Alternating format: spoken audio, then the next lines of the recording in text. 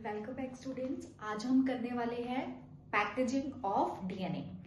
Last lecture में मैंने आपको एक्सप्लेन किया था कि पैकेजिंग ऑफ डीएनए बेसिकली मतलब क्या है, राइट? हमने देखा था कि अगर हम नॉर्मल डीएनए की लेंथ की हम बात करें तो कितना है 2.2 मीटर, और वो 2.2 मीटर डीएनए पैक्ड होता है किसके अंदर? अगर हम यूकैरियोटिक सेल की बात करें तो न्यूक्लियस के अंदर पैक्ड होता है। और न्यूक्लियस के डायमीटर कितना होता है बेटा? 10⁻⁻⁶ माइक्रोमीटर। तो आप समझ सकते हो इतने छोटे डायमीटर के न्यूक्लियस में एक डीएनए कैसे पैक्ड होगा।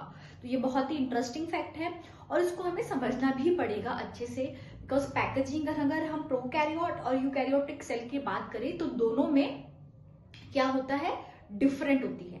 Okay, so prokaryotic and eukaryotic cell, I hope आप सबको क्लियर होगा। ये बेसिक टॉपिक्स है जो 8 और 9 स्टैंडर्ड में आप पढ़ते हो। 12th के लेक्चर्स के बाद मैं वो भी सीरीज स्टार्ट करूंगी for 8th, 9th and 10th class students also. But अभी हमें देखो मेन डिफरेंस हमें पता है प्रोकैरियोटिक एंड यूकैरियोटिक सेल में डिफरेंस क्या है कि प्रोकैरियोट्स में न्यूक्लियस एब्सेंट होता है एंड यूकैरियोटिक सेल में न्यूक्लियस प्रेजेंट होता है। So let's start with the topic packaging of DNA.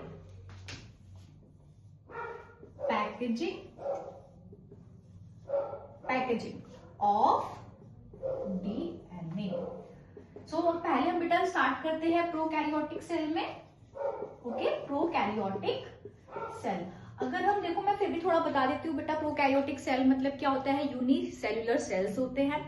यहाँ पर क्या होता है कि आपका न्यूक्लियस एब्सेंट होता है, बट इसका मतलब ये नहीं क्योंकि न्यूक्लियस एब्सेंट है तो डीएनए पूरे साइटोप्लाज्म में स्कैटर्ड होगा। नो, यहाँ पर क्या प्रेजेंट होते हैं बेटा? न्यूक्लियोइड प्रेजेंट है। क्या प्रेजेंट है? न्यूक्लियोइड। ओके, सो न्यूक्लियोइड रीजन में जो डीएनए होता है वो किसके साथ पैक्ड रहता है, किसके साथ कंबाइंड रहता है? यहाँ पर नॉन स्टोर प्रोटीन्स होते हैं, इसको याद रखना होगा।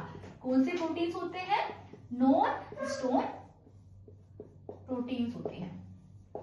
ठीक है, तो बस बेसिक हमें इतना ही देखना है कि न्यूक्लियोइड रीजन में डीएनए यहाँ पर एसोसिएटेड विद रहता है नॉन स्टोर प्रोटीन से, और ज्यादा कॉम्प्लेक्स पैकेजिंग प्रोकैरियोटिक सेल में नहीं होती है।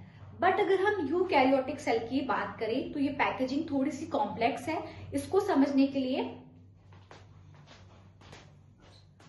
ओके, यूकैरियोटिक सेल में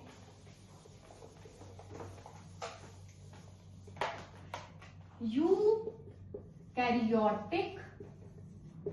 सेल, तो बेटा अगर हम डीएनए की बात करें तो सबसे पहले मेन क्या है कि जो डीएनए होता है वो कैसा मॉलिक्यूल है? नेगेटिवली चार्ज होता है। ओके, क्या होता है? Negatively charge. तो ये डीएनए नेगेटिवली चार्ज होता है और किसके साथ ज्वाइंट रहता है? Histone proteins. एक टर्म यहाँ पर है हिस्टोन प्रोटीन्स। ओके, तो देखो अगर हिस्टोन प्रोटीन्स की हम बात करें तो ये नेगेटिव चार्ज है। हिस्टोन प्रोटीन्स कैसे होते हैं? पॉजिटिवली चार्ज प्रोटीन्स होते हैं। और क्या बोल सकते हो? बेसिक प्रोटीन्स होते हैं। बेसिक साथ में ये कौन से, देखो ये क्वेश्चन में पूछा जाता है ये बेसिक प्रोटीन्स क्यों है और पॉजिटिवली चार्ज क्यों है? क्योंकि देखो प्रोटीन्स किससे फॉर्म होते हैं, ये आप बायोमोलिक्यूल्स में पढ़ चुके होंगे, राइट? अमीनो एसिड्स होते हैं। तो हिस्टोन प्रोटीन्स किसमें? आर्जिनिन और लाइसिन रिच हिस्टोन प्रोटीन है। Lysine and arginine rich histone proteins होते हैं। ठीक है, तो ये डीएनए नेगेटिवली चार्ज किससे कंबाइन होता है?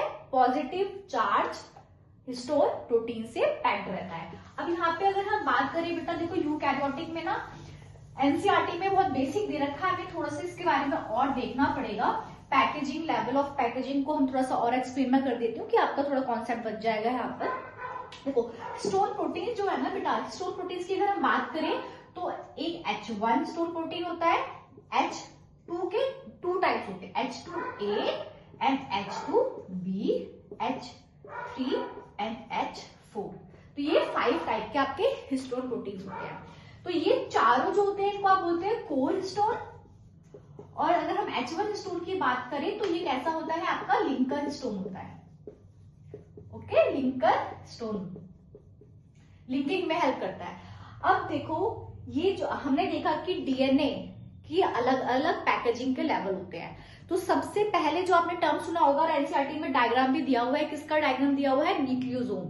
राइट, पैकेजिंग में ऊपर ही राइट साइड में न्यूक्लियोसोम का डायग्राम बना हुआ है, वो क्या बताता है कि यही जो हिस्टोन प्रोटीन्स होते हैं ये क्या बनाते हैं, ये चारों हिस्टोन प्रोटीन्स के दो दो ग्रुप, अगर हम 2 ग्रुप्स ले लें, 2 groups of these 4 histone proteins क्या फॉर्म करते हैं, हिस्टोन ऑक्टामर, क्या फॉर्म करते हैं, हिस्टोन ऑक्टामर।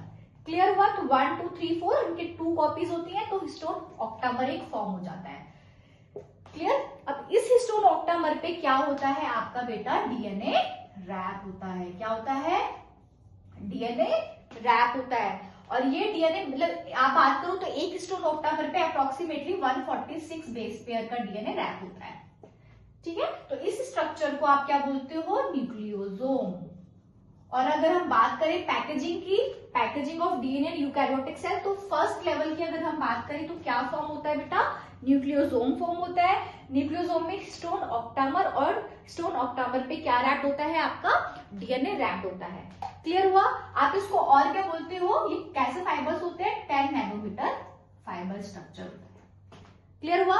तो फर्स्ट लेवल आपका हो गया क्या, न्यूक्लियोसोम। सेकेंड अगर हम बात करें बेटा, यही 10 नैनोमीटर फाइबर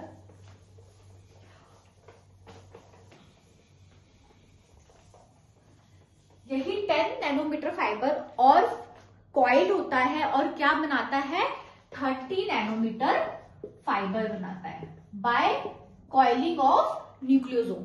न्यूक्लियोसोम की और कॉइलिंग होती है, 30 नैनोमीटर का फाइबर बनता है। इसको आप और क्या बोलते हो बेटा, सोलेनॉइड स्ट्रक्चर। तो ये सेकेंड लेवल है, solenoid, second level of packaging. Nucleosome में और कॉइलिंग हुई, 30 नैनोमीटर फाइबर का बनता है, इसी को आप बोलते हो सोलेनॉइड स्ट्रक्चर। क्लियर हुआ। 30 नैनोमीटर फाइबर से सोलेनॉइड स्ट्रक्चर बना। फिर बेटा क्या आता है, यही जो सोलेनॉइड स्ट्रक्चर है और कॉइल होके क्या फॉर्म करता है, लूप बनाता है, लूप स्ट्रक्चर बनाता है, लूप डोमेन एक तरीके से। ओके, लूप डोमेन फॉर्म करता है। और यही लूप तब आपस में और कॉइल्ड हो जाते हैं और कॉम्पैक्ट हो जाते हैं। ये लूप तो कॉम्पैक्ट होके क्या फॉर्म करते हैं, फिर ये फॉर्म करते हैं क्रोमैटिन। आफ्टर लूप्स जो डोमेन है और कॉम्पैक्ट होके क्या फॉर्म करते हैं, क्रोमैटिन। क्रोमैटिन टर्म आपने सुना होगा, क्रोमैटिन का मैं आगे आपको और बताने वाली हूँ। इससे पहले हम और पैकेजिंग सुन लेते हैं। क्रोमैटिन के बाद लास्ट स्टेप जो आता है वो क्या होता है, आपको सबको पता है क्या फॉर्म होता है, जो विजिबल होता है। देखो बेटा, क्रोमोसोम लास्ट में विजिबल होता है ड्यूरिंग सेल डिवीजन। तो क्रोमोसोम जो फाइनल पैकेजिंग के बाद फॉर्म होता है, किसकी, डीएनए की फाइनल पैकेजिंग के बाद क्या फॉर्म होता है, क्रोमोसोम। और कैसे फॉर्म होता है, बाय हाईली कंडेंसेशन, बहुत ज्यादा कंडेंस फॉर्म के बाद क्या फॉर्म हो जाता है आपका क्रोमोसोम। तो क्रोमैटिन के कंडेंसेशन से क्या बनता है, क्रोमोसोम। तो ये बेटा सारे क्या थे, लेवल ऑफ पैकेजिंग। ओके, ये सारे क्या थे, लेवल ऑफ पैकेजिंग। इसको आपको ध्यान रखना है। सबसे पहले nucleosome, okay, histone octamer plus your DNA is nucleosome. Nucleosome में और 10 नैनोमीटर फाइबर होता है, then 30 nanometre fibre structure, then loop domain, chromatin and chromosome. तो ये हो गया पूरा पैकेजिंग। देखो बेटा, 2 टर्म आपने सुनी होगी अगर हम बात करते हैं क्रोमैटिन की। एक होता है यूक्रोमैटिन और एक होता है हेट्रोक्रोमैटिन। यूक्रोमैटिन एंड हेट्रोक्रोमैटिन में क्या डिफरेंस है, देखो यूक्रोमैटिन जो पैक्ड हमने देखा, जो कंडेंसेशन होती है, कंडेंसेशन के बाद जो क्रोमोसोम बनता है, तो यूक्रोमैटिन लाइटली कंडेंस्ड होता है, ज्यादा लूजली कंडेंस्ड होता है एक तरीके से। बट हेट्रोक्रोमैटिन डेंसली कंडेंस्ड होता है, ज्यादा कंडेंसेशन के बाद हेट्रोक्रोमैटिन रीजन बनता है और यूक्रोमैटिन लूजली डेंस रीजन होता है। तो यहाँ पे हमें क्लियर है, लूजली डेंस होगा तो ये क्या होगा, स्टेन होगा वहां पर, और यहाँ पे लाइट स्टेन होगा, और हेट्रोक्रोमैटिन क्या होता है, डार्क स्टेन होता है। मोस्ट इंपॉर्टेंट जो समझने वाली बात है यहाँ पे, देखो बेटा क्या होता है ना कि डीएनए में ट्रांसक्रिप्शन, अभी मैं सेंट्रल लॉग में भी कंटिन्यू करने वाली हूँ। डीएनए में क्या होगा, रेप्लिकेशन और ट्रांसक्रिप्शन। तो ये याद रखना, ये मैं आगे क्वेश्चन भी पुट अप करूंगी कि यूक्रोमैटिन और हेट्रोक्रोमैटिन में ट्रांसक्रिप्शनली एक्टिव रीजन कौन सा होता है, यूक्रोमैटिन ट्रांसक्रिप्शनली एक्टिव रीजन होता है, and heterochromatin is transcriptionally inactive. ठीक है। अब जहां पर ट्रांसक्रिप्शन होगा दैट मीन्स वहां पर ही जीन एक्सप्रेशन होगा और हेटेरोक्रोमैटिक में जीन एक्सप्रेशन नहीं होता है। तो अगर हम बात करते हैं क्रोमोसोम में हेटेरोक्रोमैटिक रीजन में जीन एक्सप्रेस नहीं होते हैं, वो ट्रांसक्रिप्शनली इनएक्टिव होता है। यूक्रोमैटिक ट्रांसक्रिप्शनली एक्टिव रीजन होता है।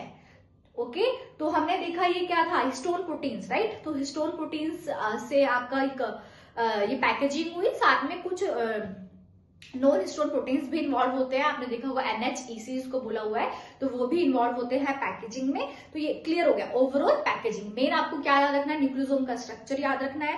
पैकेजिंग होती क्यों है, क्योंकि डीएनए को आपको पैकिंग होनी है इन अ न्यूक्लियस, राइट। तो उसको कंडेंसेशन से कैसे एक क्रोमोसोम फॉर्म होता है, राइट। तो नेक्स्ट हम कंटिन्यू करेंगे। नेक्स्ट लेक्चर में आपको मैं सेंट्रल डॉग्मा बताऊंगी कि यही यहाँ पे हमारा सब ओवरऑल सारे कॉन्सेप्ट क्लियर हो गए हैं। डीएनए हमने देख लिया, डिस्कवरी हो चुकी है, डीएनए से हमारा कैसे क्रोमोसोम फॉर्म हो चुका है। अब हमें आगे पढ़ना है मेन सेंट्रल डॉग्मा, जो आपके इस चैप्टर का बेसिक है for replication, transcription and translation.